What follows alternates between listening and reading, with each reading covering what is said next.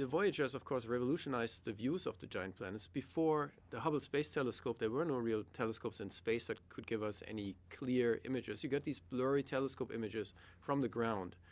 And by going there, you would really revolutionize the resolution, the views. You get the backside views. I mean, if you just look at the picture Voyager took from the backside of Saturn, back illuminated, it's just fantastic. It just makes you marvel about the beauty of the cosmos.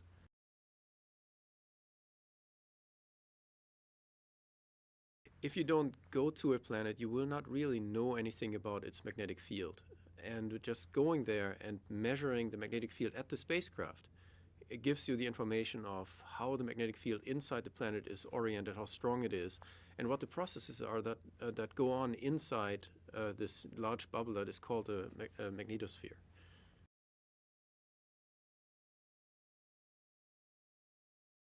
What was hypothesized in the late 1950s, the solar wind that flows out in all directions from the sun, it would have to run eventually into the winds from other stars from the surrounding neighborhood. And nobody knew where this boundary was. Nobody knew how far away it was and whether the Voyagers would ever get to it. But yet NASA and JPL decided to fund the Voyagers to explore further into the depths of the outer solar system to look for these boundaries.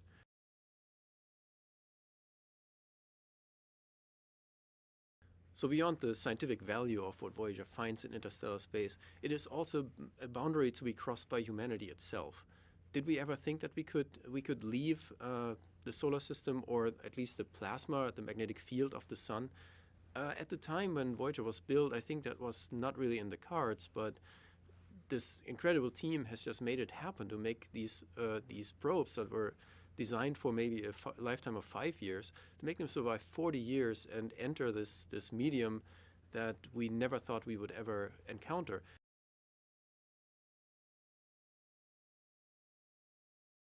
We hope that we get as much data as we can from them, squeeze them as good as we can.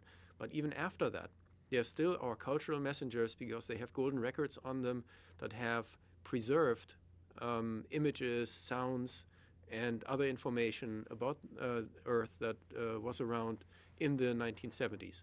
And these golden records will be preserved for billions of years, and they could be picked up by future humans or by anything else that might be out there.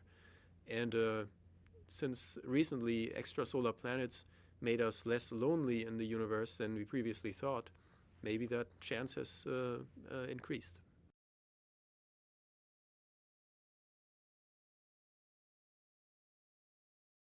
We had 6 months to make the Voyager record.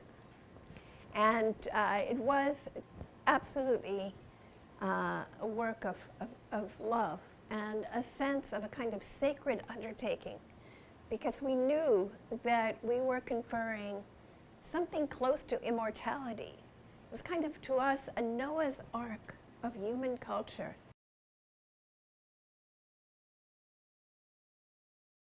In our greetings section, in which we have 59 human languages, some of them are the dead languages of Sumer and other civilizations that no longer can speak for themselves, as well as the greetings from the humpback whales to represent some of the non-human species that are conscious and that we share this planet with.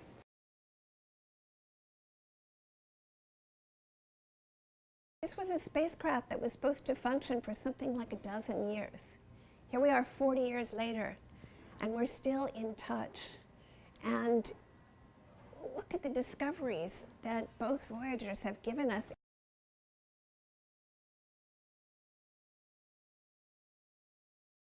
I think none of us knew when we launched 40 years ago that anything would be working for that such a wonderful long journey.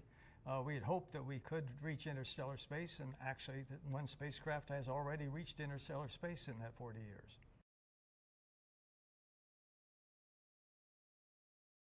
Well, the big picture is the Voyager really revealed how diverse all the objects are in the solar system, and how limited our terracentric view of planets and the solar system was.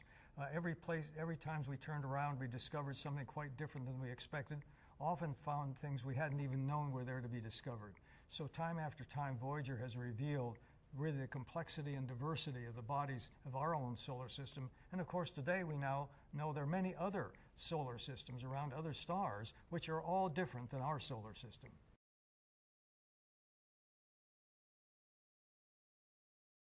It really is a continuation of the great missions of discovery that took place hundreds of years ago, as first circumnavigation of the Earth, for instance. And in fact, even goes back to the mythological journeys, which were journeys of discovery, returning home with something new and unexpected. In the case of Voyager, nothing itself is not returning home. What's returning home are the messages from deep space of what's really out there, not just what we imagine is out there, but what is really out there.